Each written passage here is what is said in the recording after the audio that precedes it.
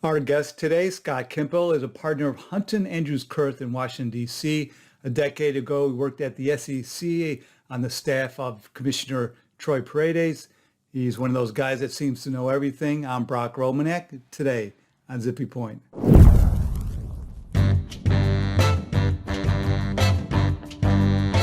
So Scott, the stock performance graph, why do we still have this thing required? It's such an oddity for the periodic reports. And I know there's been sort of a movement to take it away, but what are you seeing?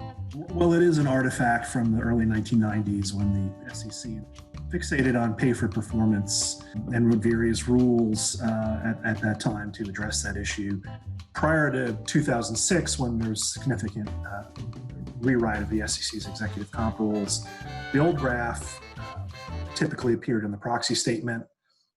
With the 2006 executive comp reforms, the commission actually proposed to just get rid of the thing entirely, on the theory that even back then, people had access to the internet and could get stock quotes there and could compare whatever indices they wanted and didn't have to be stuck with just the two or three that companies were providing.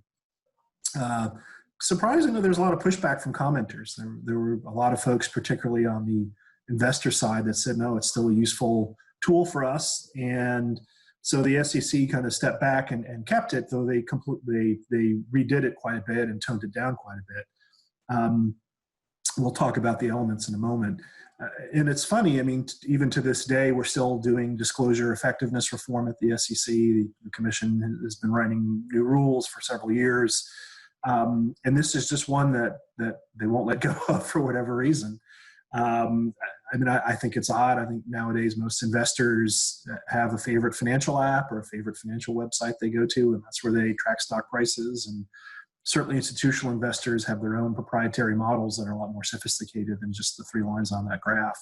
But I guess it's going to stick around for a while longer. There's the efforts to get rid of it seem to have really gone nowhere. And what's required to be in it? It's typically now in the Form 10K, but what does it look like? That's right. With the 2006 reforms to executive comp, the stock performance chart was moved from item 402 to item 201. And now the graph is placed usually in the graph glossy annual report rather than the proxy statement. As for the graph itself, you're required to show the 5-year cumulative return, assuming reinvestment of dividends, of the issuer share price against two indices. The first index is a broad equity market index of companies with similar market cap, with the proviso that if an issuer is a member of the S&P 500, then that's the index you're supposed to use. The second index is intended to be a narrower one, and it gives some discretion to the issuer. It can either be a published industry or line of business index. It can be a peer group that the issuer has selected in good faith, or it could be another group of issuers with similar market cap if the first two alternatives are not available. That's it in a nutshell. There's quite a few interpretations and CDIs and other guidance from the commission on all sorts of esoteric questions that sometimes come up, but at a high level, that's what's required. And who typically prepares it? And I think this varies by company. Particularly larger issuers have the internal technical resources to generate the required data. And I found that it's often the investor relations function that has to do some of the heavy lifting there, both in doing the computations and preparing the graph itself. For larger companies, some of it's hardwired. If, as I said, if you're a member of the S&P 500, then that's the index you have to use for one of the comparisons. As you might expect, a number of companies have outsourced preparation of the graph to third parties. We're able to generate a really slick-looking final product. That's what management wants. There's this larger movement in shareholder communications to take them from something very kind of boring and turn them into more interactive, more colorful, more graphical documents. And so companies that are sort of going in that direction will sometimes prepare a much more lively chart, I guess you might say. In the timing for doing it, I often see it being done towards the end of the process. For whatever reason, it just tends to be one of the last things that companies get done.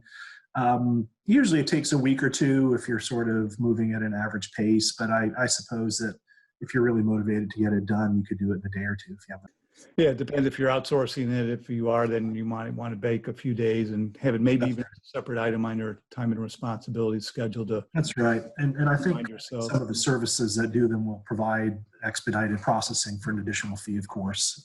So that's another option if you really just get jammed towards the end. So we've talked about how it's being decoupled from the proxy statement now. It's in the glossy annual report. So it's decoupled from the other pay disclosures, which kind of seems to cut against the grain of why it's even required. What do you think about that? Yeah, I think the idea is that by taking it out of CD&A, we're trying to de-emphasize its relationship to executive compensation. After the early 90s, when the rules were passed, we got a lot more sophisticated as a country in terms of how we viewed executive comp. And of course, some of the more recent financial crises have been blamed for better or for worse on executive comp practices. So trying to turn it more into, look, this is just a measure of share performance. We're not going to run it alongside the executive comp discussion.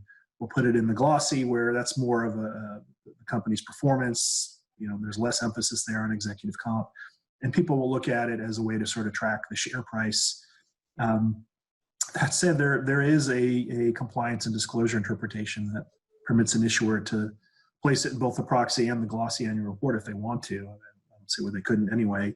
It's not as common to see it in both, but there are a few companies that do, and they have their own reasons for doing it. And how's the liability framework different for the stock performance graph? It's that whole furnished versus file distinction. That's right. So under the instructions to item 201E, the graph is deemed furnished with the SEC and not filed for purposes of Section 18 of the Exchange Act. Section 18 provides an express private right of action for a plaintiff who relies on a misleading statement or omission in an Exchange Act filing. So if you call it furnished, then it's not filed, then it's not subject to Section 18. Section 18 has different required elements of knowledge and reliance and intent than Rule 10b-5. So in certain cases, it provides an alternative theory of liability for a private plaintiff. The SEC doesn't typically rely on Section 18. They have other tools in their toolbox to use. And even then, 10b-5 style claims are much more common than Section 18 claims. So I think sometimes this gets more attention than maybe it should. When I was at the commission from 2008 to 2012, we were, for the most part, the majority were three Democrat commissioners. And so at that point, there was a lot of emphasis on making things filed and not furnished for Section 18 purposes. And we had a lot of arguments on the 10th floor at the SEC over that, probably more than we should have. Now it's kind of funny. More recently, obviously, there's a Republican majority, and you're seeing a lot more things that are furnished and not filed. So I guess it's a reflection of everything else today, highly politicized in a way that maybe it doesn't need. And the way it works in practice is you don't need to do anything. It's just considered, the liability standard is different for it, but you still make it a part of your SEC filing. It's not like you omit it from the filing.